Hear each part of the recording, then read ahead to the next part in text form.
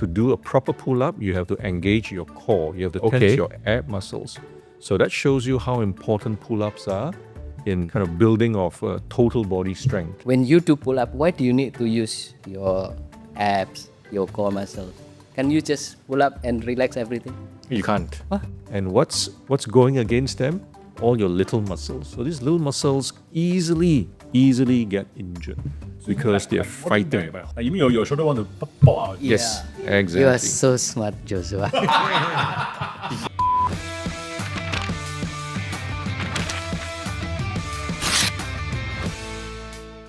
It's another day, it's another time for Doctor Say One Horh. Very reliable medical talk and all the info that you need to keep yourself on your feet. And today with us again, Dr. Casey Ang. It's not for Disney Channel, but it's for your shoulders. And why your shoulders? You'll find out why. Sit tight and enjoy the show. Let's go. You know, guys, one thing about health, one thing about medicine for us, it's always about the gym. It's about staying fit. Doctors, you all like the gym or not? I don't go gym, but I love exercise, but I don't go gym. Fair enough. Doctor Say One Horh, not I Say One. Maybe Dr. Ang is different. I love going to the gym. As I've said in some of my other videos, I've said building muscle, vitamin M is very important. So Show me your vitamin M. Wow. Hey. I feel threatened, man. Some go to there. Joshua, Come on, not go how there. about come you? on. Hey. No, bro, I wear shirt, bro. Cannot show lah. I love working out. I love going to the gym. One of my favorite exercises, which I ask all my patients to do, is the pull-up. The pull-up is a total body exercise. Right? Okay. I don't know if you've noticed it, but some days when I get carried away with doing abs and my abs hurt, I try to do a pull-up. I can't do it because to do a proper pull-up, you have to engage your core. You have to tense your ab muscles. So that shows you how important pull-ups are in the kind of building of total body strength. Yeah. If you're afraid of not being able to do a proper pull-up, you can hit a gym, put a rubber band on. You can have an assisted machine. Right. Helps you get started. Right, but so I mean, what is the purpose? Like, is it really very good? Because I mean, for my whole life, I mean, I'm still relatively healthy, right, Tony? I'm healthy. I right? believe so. Thank God for that. But I still can't do a pull-up at all. It's true. It's a very difficult exercise. I mean, I can carry weights. Yep. I can lift it, but I can't do a pull-up. You have to- Where is the strength coming? You have to work at it slowly. Yeah. So like I said, it's a total body exercise. Comes from the shoulders, the biceps, the lats, and even your core. Even your core gets into the picture. So does it help to make your shoulders stronger? Oh yes, definitely. Oh, like, but just your shoulders. Yeah. The If whole you body. if you look at gymnasts, Yeah. right? Gymnasts have huge biceps. Okay. Right? Now, of course, they lift weights. Yes. But then all your other athletes lift weights. Your tennis players lift weights. Oh, they yeah, get the ball yeah, all the yeah. time. They don't have huge biceps. Why do the gymnasts have huge biceps? Because a lot of them do pull-ups. Right? A lot of the aerial exercises, the bar exercises involves doing a lot of pull-ups. They have massive biceps. So you will give yourself a total body workout. Right. Can I just ask you? Yeah, sure. When you do pull up, why do you need to use your abs, your core muscles? Can you just pull up and relax everything? You can't. Bro, Yeah. relax everything. Yeah. So that's the beautiful thing about doing a pull-up, right? When you do a pull-up, you have to engage your core. You cannot just work your arms. It doesn't work that way. You won't get very far. Oh, come on. No cheating, Dr. Tony. No. Can you do a pull-up? I can. You can do a pull-up? Yeah, I can. But is it true that, maybe if you are smaller, it's easier to do? Yeah, maybe. Somewhat true. Okay. Yeah. Oh, that's cheating, Dr. Tony. Yeah. So I'm bigger, so it's harder. Yeah. You Yeah, should that's train no more. excuse. Work out more. Look at Helps to like reduce injuries if you do pull-ups regularly. I think it does. I think it does. Of course, getting strong always reduces the risk of injuries, but doing pull-ups incorrectly, or if you overdo it, it can also lead to injuries, especially of the shoulder. So how many pull-ups can you do in 1 minute? Wow. 1 minute. Maybe 8? 8 in 1 minute. About that, I think, yeah. On a good day. Not easy. I've been doing it for a long time and I'm still struggling. 8 pull-ups after training for so long. Yeah. It is, to you, is too little or too many? It's I don't know. It sounds easy, but it's not easy. It's not easy. It's not easy. You gotta pull your whole body up. Yeah. You tried muscle up before? Oh, no. It's on my list. Yeah. So it's on your list. Yeah, What it's is on my muscle? list. Muscle up is just that basically you kind of carry more weights. That's all. No. A muscle up is when you do a pull up and then you pull all the way up and you go into a push down sort of thing. Wait a minute. I felt smarter than him for he didn't know it was the muscle up. Yeah. You man. You had to break my shame. Short thoughts. Okay. All right, anyway, guys, that's about pull-ups. We'll come back with more info about the shoulder. That was just a teaser. Let's do it.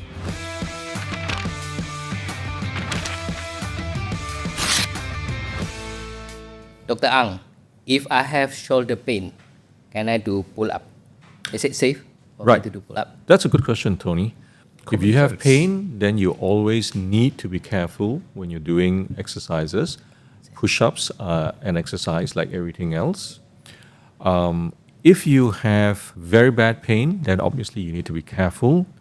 If you're comfortable doing an exercise, even if it's a pull-up, and you are comfortable, then that's fine. But of course, if you carry on and the pain becomes severe or unbearable, then you need to stop.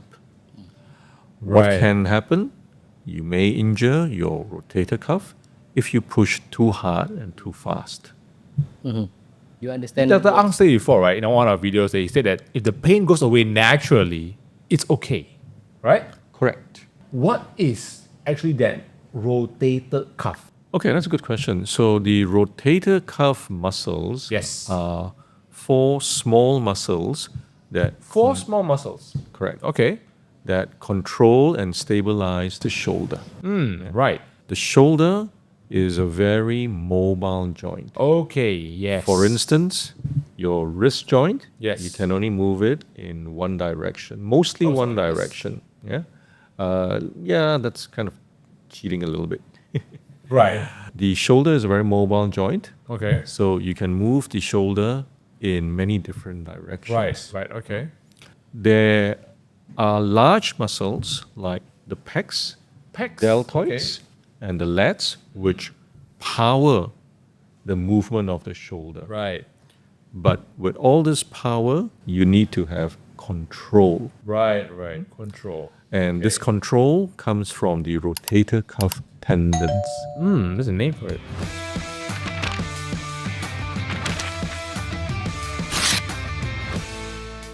Right, guys, so the rotator cuff muscles is in your shoulder itself. It's not your leg calf muscles, so don't confuse those stuff. It's not the same thing. 是不一样的，对吗？But today, I want to ask Dr. Casey Ang a very important question. So he talks about injuries. Well, why and how do these four small muscles actually get injured? Dr. Ang, please do so. Right. Okay, Joshua. So these rotator cuff muscles Yes. can be injured in three different ways. 3 ways, okay. Number What's that? one, you can have chronic injuries. Okay, so long-term these ones. are kind of over a period of time. Okay. They're generally small little injuries to start off with. Most of the time, it's some sort of overuse type situation. Yeah? So, say an athlete Yeah. who trains a lot, a Right. tennis player who does a lot of serves, overuse it. auntie who does a lot of sweeping of the floor.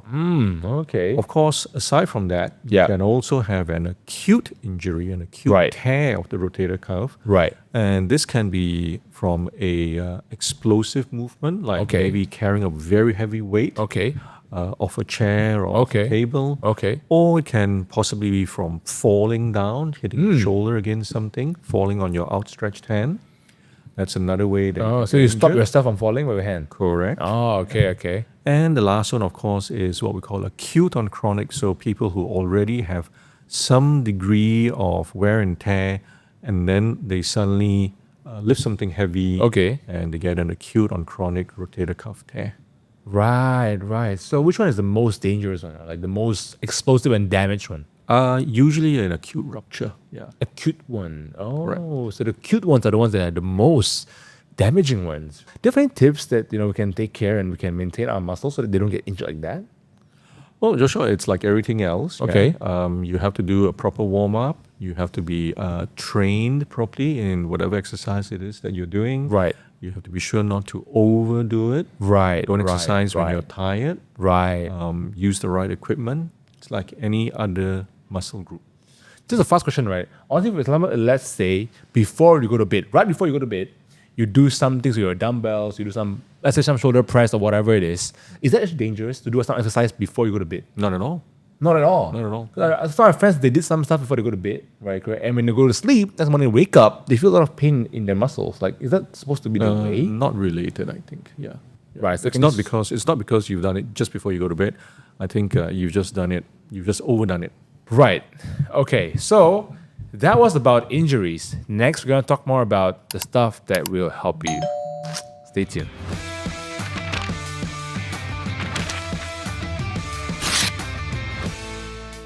Dr. Ang, how do you treat rotator cuff injury?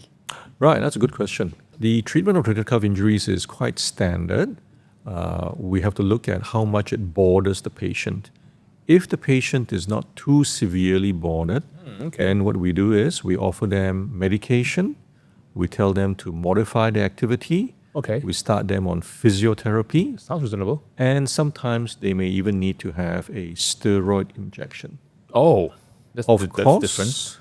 Of course, if they are very bothered by their symptoms, then we may need to consider surgery. What sort of okay. surgery do we do? This is keyhole surgery, arthroscopic surgery, and what we do during the surgery depends on how bad the situation is. Okay. If the patient has a small tear, Okay. perhaps all they need is a cleanup, what we call Right. subacromial decompression. If they have a large tear, they may need to have the tear repaired. Okay. Okay. How do you know if the patient has small tear, big tear, partial tear, or no tear? Sorry, you need an MRI scan. Yes. Okay. There's many ways. But Dr. Ang, actually, just I did mention, right, that these cuff injuries will never heal. What do you mean? That is correct. That is correct, yeah. So the rotator cuff is in what we call a watershed area. It is an area of the body where the blood supply is not very good. So the body struggles to heal rotator cuff injuries. Okay. But you have the treatment for it. But it will never heal. You'll never heal. So what? That's why you need to how's it repair it repair it. because it won't heal on its own. Right. So it means that if you repair it, it's going to be good as back to normal. Correct. If it's torn, yeah. It's never going to be 100%, but it'll be better than what you had before. I see. I see. If it is torn but no pain, what will you do? Torn and no pain. Sometimes makes torn, sense. no pain. That is true. That is true. So that's a great question, Tony. Generally, we try not to treat the MRI. We try to treat the patient.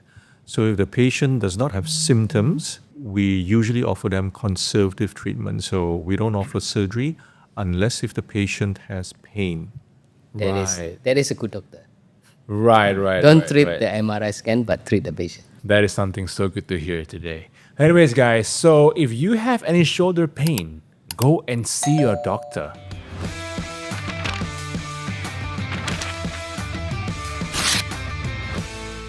Let's not talk a lot about the pain in the shoulder, then you see your doctor. But sometimes it's not always about pain itself. It could be about like something to do with being stiff. Like you feel your shoulder very stiff, is it? Like as Dr. Ang said, shoulder is very mobile joint. Right? Yes. So sometimes we cannot move it, like got stuck. Oh, like jam. Jam, yeah, Jam. Okay, then. So like that is called stiffness. Ah. But maybe we should ask Dr. Ang, what is shoulder stiffness or what is the cause of shoulder stiffness? Okay, another good question, Tony. Yes. So I think what you're referring to is what we call a frozen shoulder. Wow, frozen. Yeah, the medical name for it is adhesive capsulitis. That's even harder to say. That's right. I will stick to frozen shoulder. Tongue twister. Yeah. The shoulder has a covering called the capsule. And in some people, usually people in their 40s or 50s or older, that capsule becomes very, very contracted. It becomes very stiff. Right. It also becomes very inflamed and painful at the same Right. time. Oh, that hurts. Frozen shoulders are usually painful and you lose your range of motion. Okay. Now, Frozen shoulders can be caused by a number of different things, one of which is rotator cuff issues. Okay. You can also get frozen shoulders from falling down, injuring your shoulder, right, even right. injuring other parts of your body like Right. your wrist or your elbow. Right. Okay.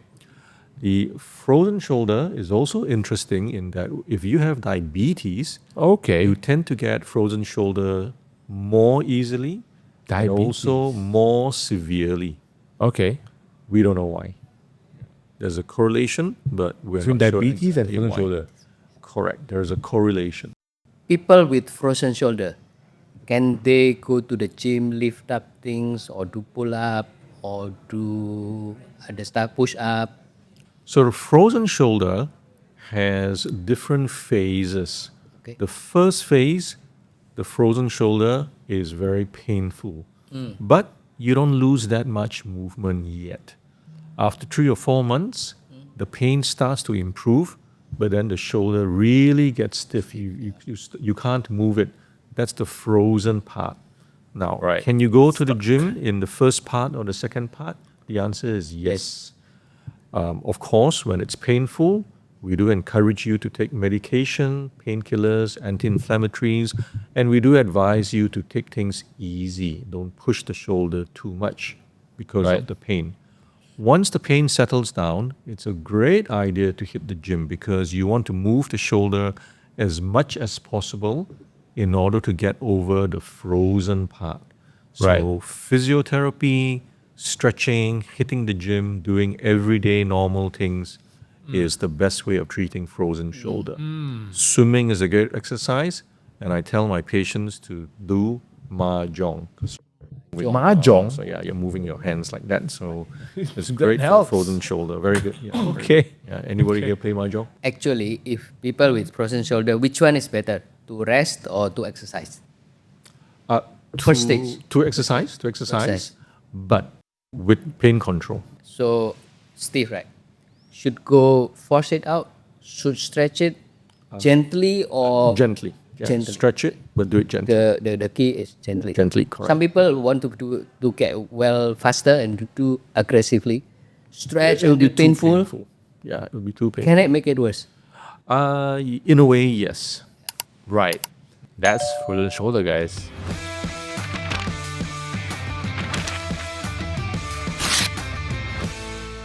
Frozen shoulders, they can be in pain, they can be annoying.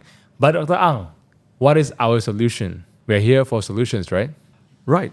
Best thing with frozen shoulder is to move the shoulder as much as you can. Okay, let's keep Of doing course, correct. While Okay. it's painful, you don't want to move it too much. Once the pain settles down, you can move it more. I tell my patients to play mahjong. Okay. Right? Stretch out the shoulder, get it that. going. Right. I also ask them to go around, clean the house, wipe the tables, and all that. Okay. All of these That help with a helps. frozen shoulder. Working out with a Okay. physiotherapist also helps. Okay. But of course, sometimes in some patients, it gets to a stage where this doesn't work, and you may end up needing to have surgery. Right. So I thought you just go to a hot shower, go to a sauna. Kind of like defreeze To it, melt defrost the it, frozen melt it down, melt it down. It's not like that, right? Okay. Well, Tony, Good what do you thinking. think? So typically, people with frozen shoulder, how long does it take to get that to be normal again? About 1 year. 1 year. 1 year, man. 1 year. Okay, so must be patient. I always tell my You patients, must be if patient. you have frozen shoulder, the key is patient. Yes. Got to be patient, must be patient. Like, That's must the be key. patient. Yeah. You force it too hard, you will get worse. You will be even more frozen, Yes. right? In what kind of situations do you do surgery for frozen shoulder? Right, good question, Tony. So, as I was saying earlier, we can treat frozen shoulders with physiotherapy, medication, moving the shoulder as much as we can. But sometimes in some patients, this just does not work. So, okay. what do? We perform surgery on these patients, we put a camera into the shoulder, and we release the capsule. This is a controlled way of getting the range of motion back Right. into the shoulder. Right. Of course, I have a funny story, Tony. Okay. A funny Yes. story. Many years ago, I had a patient from Indonesia. He had a very bad frozen shoulder. He had had physiotherapy, rested it, taken medication, done all his stretching, still no improvement. So I told him, you need surgery, and we booked him in for surgery. He wanted to go back to Indonesia first, and then he was going to come back for surgery. And then I never saw him again. So I thought, oh, that's strange. Yeah, maybe he changed his mind. Then 3 years later, the same man came in. He brought his father in to see me. Okay. So I saw him. I thought, hey, I remember you. Aren't you the guy with the frozen shoulder? I remember you. Yeah. And he said, yeah, that's me, doctor. Yeah. Okay. I had a really bad frozen shoulder. I was going to come for surgery. But when I was in Europe and I was walking on an icy road, I slipped and fell and I grabbed a railing. And because his body kept on falling, his whole shoulder was yanked and he killed himself. He killed his own frozen shoulder. That works that way. Yes. Now, of course, I would not suggest this because you can tear a lot of other things Yeah. along with your capsule. Yeah. But it goes to show, yes, the way that we improve a frozen shoulder is by releasing the capsule, Right. Using the capsule. the capsule of the shoulder. I think because maybe he was in Europe, so it's even colder. So More frozen. even more frozen, right? But it went the other way around. Always see a doctor if you feel it's frozen, and definitely they have a solution for you. If not, you can always go to Europe and slip on some ice, and it will help you as well.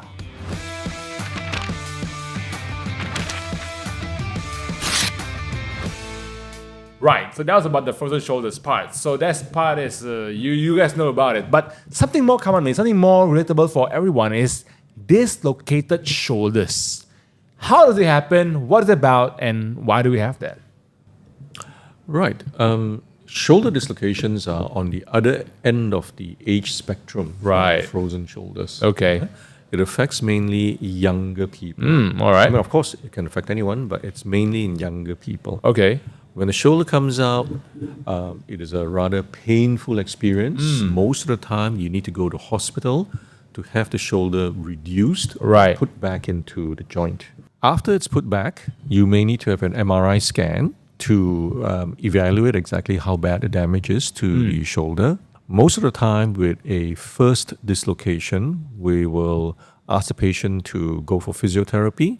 If the shoulder dislocates more than once, what we call a recurrent dislocation, then yes, generally, we will suggest to the patient that they have surgery, especially if this patient is young. The younger you are, the greater the chance that the shoulder will keep coming out. Oh, right.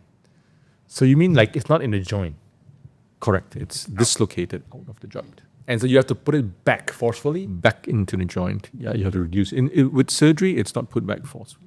So how does it keep coming out if you don't do surgery? Good question, because you lose the what we call the labrum, the Okay. front part of the shoulder that protects the shoulder from coming out. Right. I see. For a person who has shoulder dislocation, what is the chance or percentage, the chance of he have recurrence? Right. So as I was saying, Tony, if the patient is young, there's a greater chance of recurrence. Generally, what I tell patients is if they're around 20 years of age, the Okay. chances of recurrence is about 80 to 90%. Very high. Right. Okay. So do you wait for second dislocation to treat it or treat it surgically straight away? Most of the times we do wait for a second one, but it is also true that in very active individuals, we will actually offer them surgery even with a first dislocation. It's been shown to have better results. Let's say a person who has one-time dislocation, never been operated, can they do deadlifts with 100 kg? That's 100 kgs is very, very heavy, Tony. Yeah. He has not been to the gym, so obviously. Yeah, let's not get into that. Yeah, I don't think. Yeah, we should be careful with all these heavy weights. But the answer to your question is I want to ask if people first time shoulder dislocation, not operated, to what limit they can exercise with the upper limb? there's no limit as such. They just need to be careful. So they should go for physiotherapy. Physiotherapy, They should build back strength in the shoulder. There should be a period of rest to let the tissues heal and recover. After that, if they want to slowly and gradually go back into most of the activities, that's fine. But we do warn them that there is a risk of recurrent dislocation. Okay. Can they do, what do you call this one? Bench press with dumbbell? Yes. With shoulder disc, after shoulder disc, Yes, one they time can, shoulder disc. but they need to be careful. Do take care of your shoulders. Don't get dislocated. And stay on Disney Channel.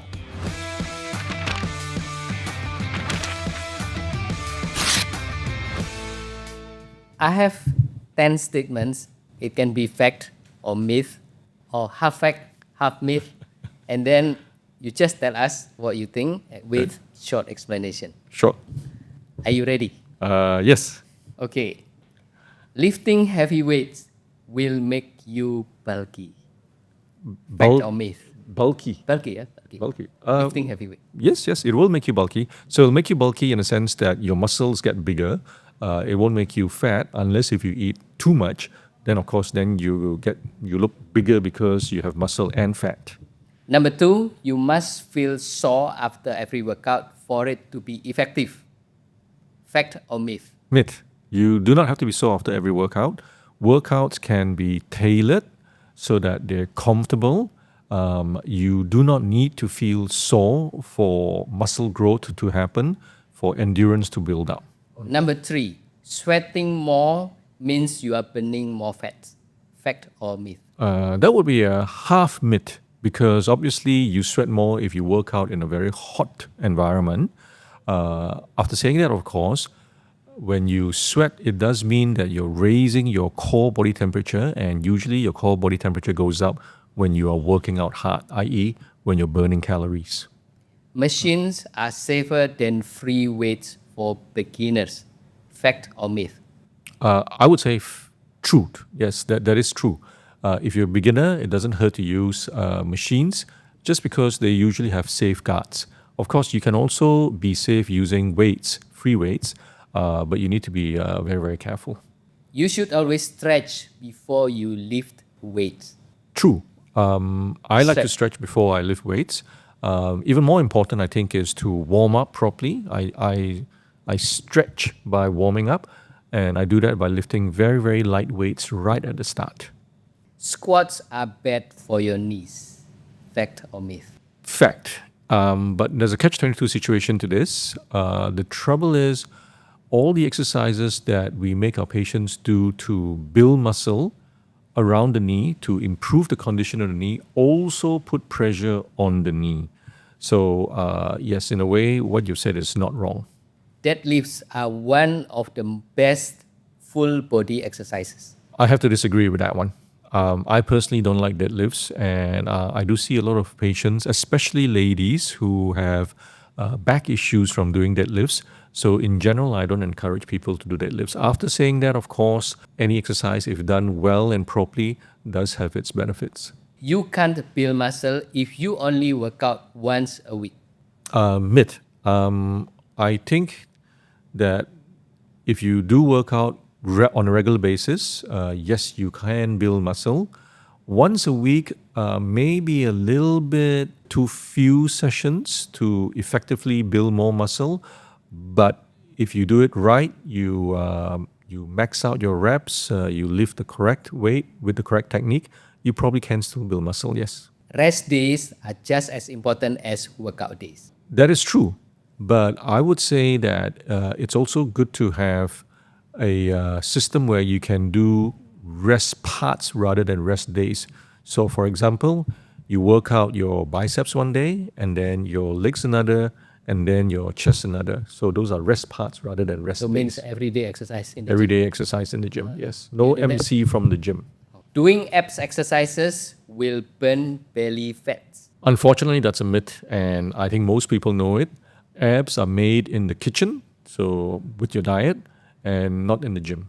Before we go off from this show, what are some take-home tips for all our viewers out there? My recommendation is to keep your shoulders strong. And this is important at all ages. It is important even if you're sedentary, and it is especially important if you're a sports person. One of the most important parts about keeping the shoulders strong is to keep your rotator cuff muscles strong. All right, guys, gentlemen, let's say it like we mean it. Remember to like, share, and subscribe. And we'll see you again in next episode of Doctor Say One Horh.